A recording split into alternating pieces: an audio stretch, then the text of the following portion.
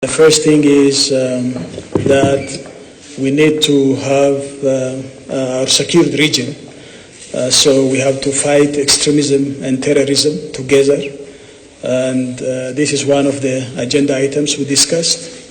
And in this regard, the federal government of Somalia and its National Defense Force has to be strengthened. And that calls a strong federal government with the chief commander as the president leading the whole security issues in Somalia. So I think the sole responsibility is that of the federal government of Somalia, but we, the regional countries, can support this initiative. So in this regard, Ethiopia is keen to work very closely with the federal government of Somalia in fighting terrorism and extremism, and specifically Al-Shabaab and its stooges. We also discussed on cooperation in other security sectors, because this is one people in two countries, so we need to secure our people. And we work very hard together to have security both in Ethiopia and mainly in Somalia at this time, but the entire Horn of Africa region and our continent. So I think this is one of the areas we discussed and agreed upon. The second issue is the whole problem is complicated because there is poverty. So we have to fight poverty with our tooth and nail. In this regard, we wanted to cooperate on areas like education, basically economic integration and economic development, and having a free flow of people and transport of people and goods and services between our two countries. So we decided that we will have transportation mechanisms that help our people, integrate much more by free flow of people between our two countries. And we will continue on with air transport as well, that these transportation mechanisms are expedited between our two countries. That integrates investment and trade between our two countries. And Ethiopians should invest in Somalia as well as Somalis invest in Ethiopia, and our respective sectors will work together to see that this becomes a reality. I think this is the area we discussed on our economic integration. Beyond Ethiopia and Somalia, we also discussed economic community of the Horn of Africa, where we, the same people, should have more close economic integration. I think this is one of the areas we discussed. Beyond that, there is humanitarian issue that has to be addressed. And not only between ourselves, but the international community has to engage in humanitarian aspect in Somalia at this time, even though both Ethiopia and Somalia are very much affected by the current drought. I think Ethiopia is in a better position to handle this problem, but Somalia needs huge support. So we agreed to call upon the international community to support the humanitarian catastrophe in Somalia. But this is a temporary problem, but we need to have a food security both in our two countries. So Somalia and its people has huge potential that can be harnessed both in agriculture and livestock and water development. So we agreed to cooperate for lasting food security programs that can be emulated from Ethiopia to Somalia, and we agreed that expertise support can be given from Ethiopia to Somalia until they come up with a strong national system in Somalia. So I think that for now the humanitarian issue has to be addressed as quickly as possible. Besides, I think a new partnership agreement recognizing the federal system of Somalia needs a strong federal government in Somalia, and also regional states which has got constitutional rights that can be worked out. But this strong Somali federal government means handling its security issues properly and strongly, and coordinating whatever happens in the country. The sovereignty and territorial integrity of Somalia is very important, and that has to be observed. So I think this is one of the areas that builds trust amongst countries, and specifically now for Ethiopia and Somalia. So respecting the sovereignty and territorial integrity is one of the pillars for our relationship. And in this regard, Ethiopia is ready to work on the establishment of a strong national defense force in Somalia. Whatever the Somali federal government asks us, we are ready to cooperate. But the sole responsibility of securing the country is that of the federal government of Somalia. So that has to be underlined in a proper way. And again, the diplomacy and foreign policy is led by the federal government of Somalia, and Ethiopia is ready to work directly and in a direct line with the federal government of Somalia. So I think these are the main issues that we have discussed, and any further issues can be elaborated by the President. And thank you, Mr. President. Thank you, Mr. Prime Minister. And it's a really great pleasure for me to be here today. And thank you for inviting me and my delegation to this state visit so soon after I was elected. So I wanted to thank you again for that. Yes, we discussed many issues, including what the Prime Minister has said, that the Ethiopian government will deal directly to the federal government of Somalia in the area of security, because we're already working on to bring peace and stability in Somalia by fighting against terrorism and Al-Shabaab, who associate with Al-Qaeda.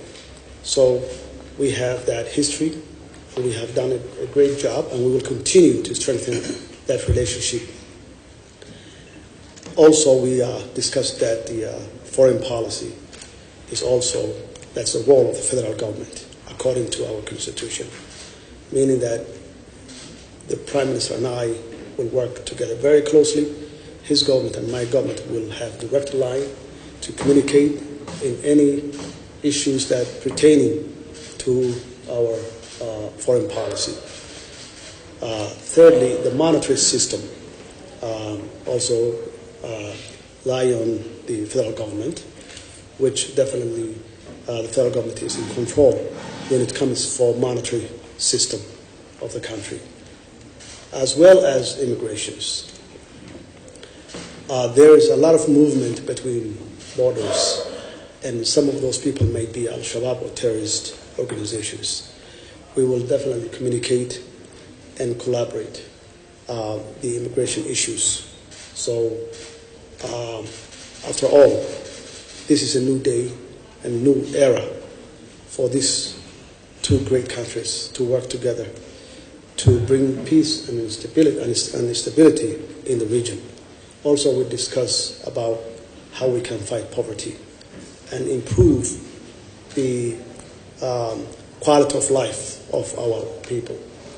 And to do that, definitely we have to increase the trade activities between the two countries, and also to develop livestock, agriculture, and other areas we can work together. This has been a fruitful discussion and great meeting, and definitely our people will benefit if we work together very closely, and we are ready to do so in the near future.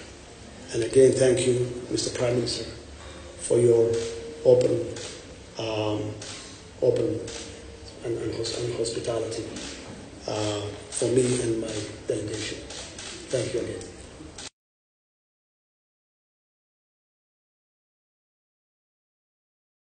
And their aim is to establish a base or safe haven in which they can organize themselves and launch attack from Somalia to other countries, including our neighboring countries.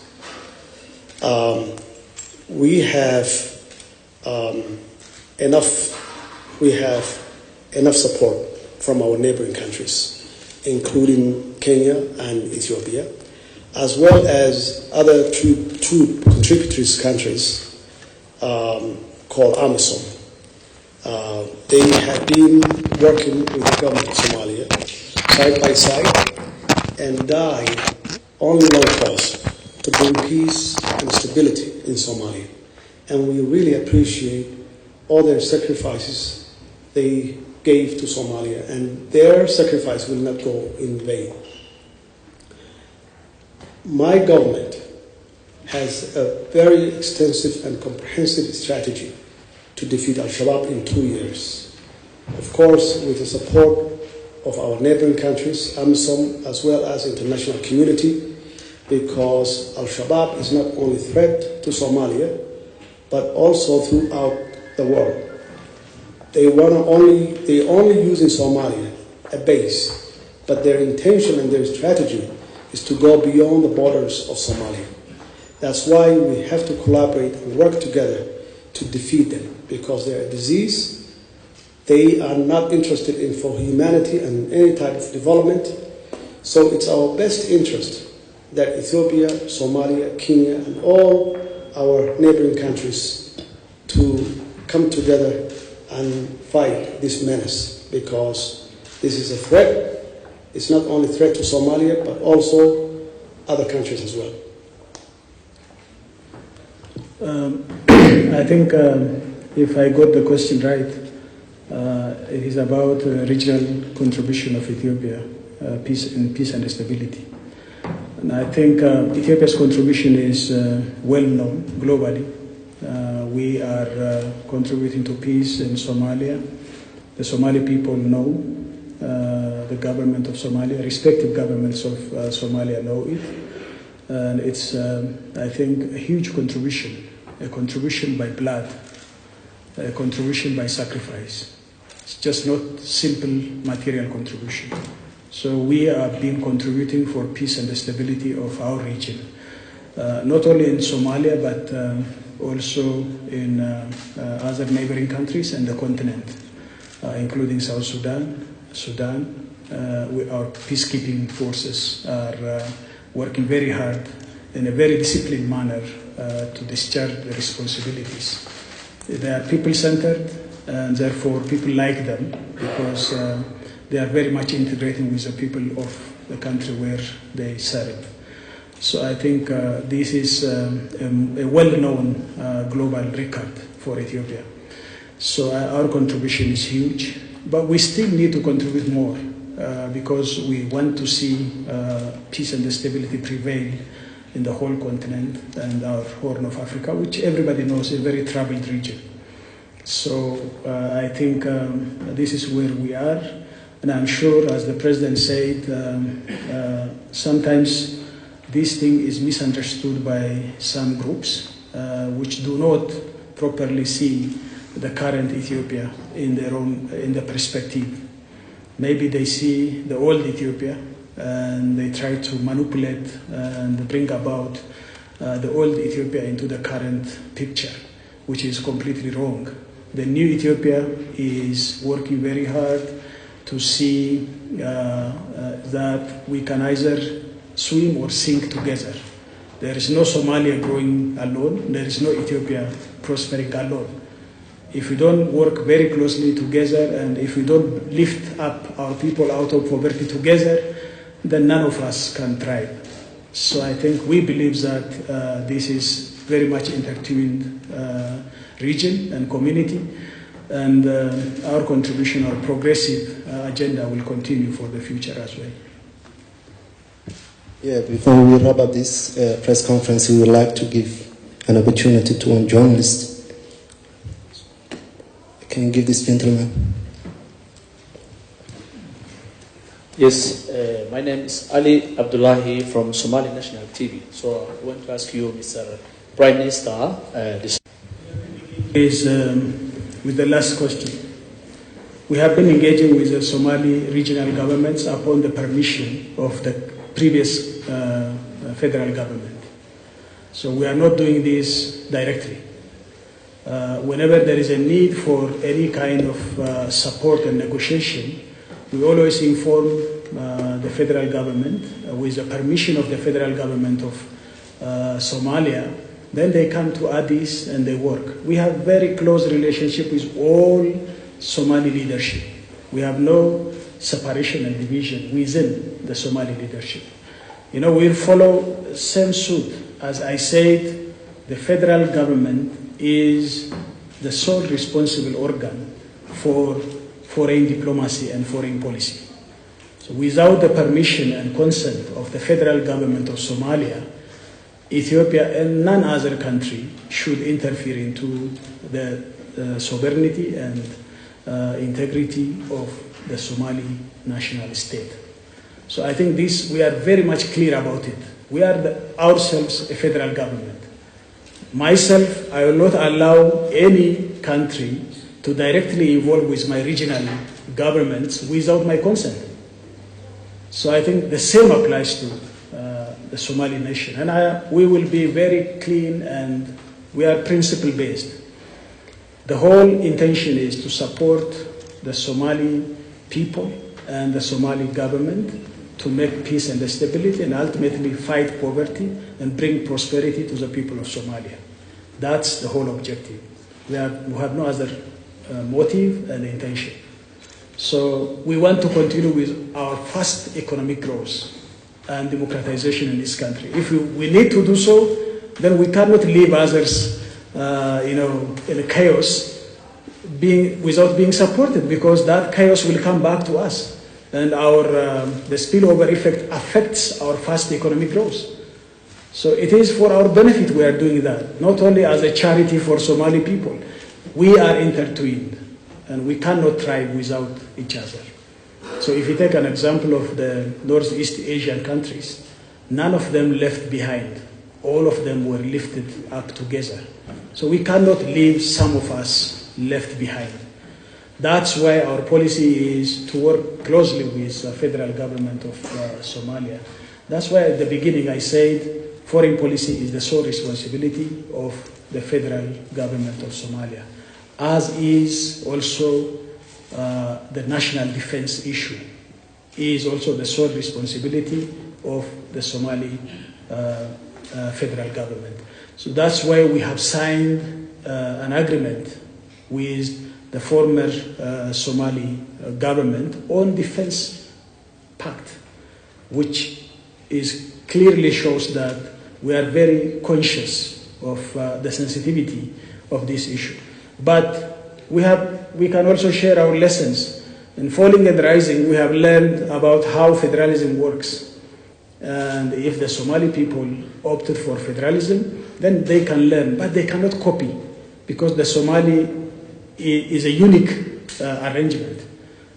But there are principles that can be learned from Ethiopia and elsewhere where federalism has been working. So I think this is the first issue. And the second issue is, in London conference, as a leader of IGAD or as a chair of IGAD, I have the responsibility to represent IGAD as a regional bloc. In this regard, the first thing is there should not be many cooks. There should be coordinated support to Somalia. Until now, the support of the international community to Somalia has not been as successful as it is, because there are a number of hands getting in there without being coordinated. So this is an opportunity for all the international communities acting together, speaking with one voice for a coordinated support to the Somali government and its people. So I think that's the first thing that we have to achieve. The second thing is Somalia needs peace and stability, and of course there is contribution by the international community, but there should be a prescribed period of time where Al-Shabaab should be eliminated and the Somali Defense National Force be established. So I think this is the first agenda item that should be discussed and agreed upon.